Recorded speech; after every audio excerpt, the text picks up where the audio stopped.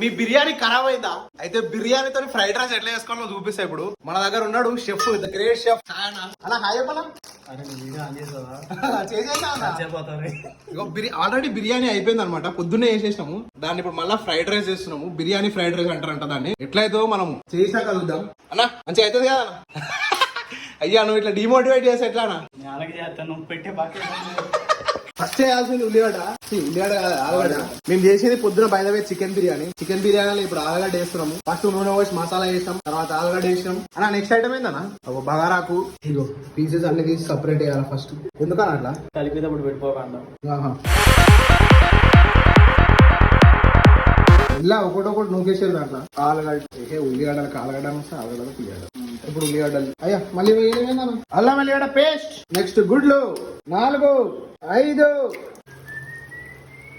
కొత్తిమీర, పుదీనా, కరివేపాకు, ఇంత ఉప్పు. ఇప్పుడు the last item biryani rice and biryani. అదనమాట మన egg fried rice chicken biryani. ఇంత కష్టపడ్డాడు అన్న, ఎండలో కూడా ఇట్లా చెమటలు కాలేటట్టు. హార్డ్ వర్కింగ్ పర్సన్ ఆయన. అయిపోయింది నాగార్జున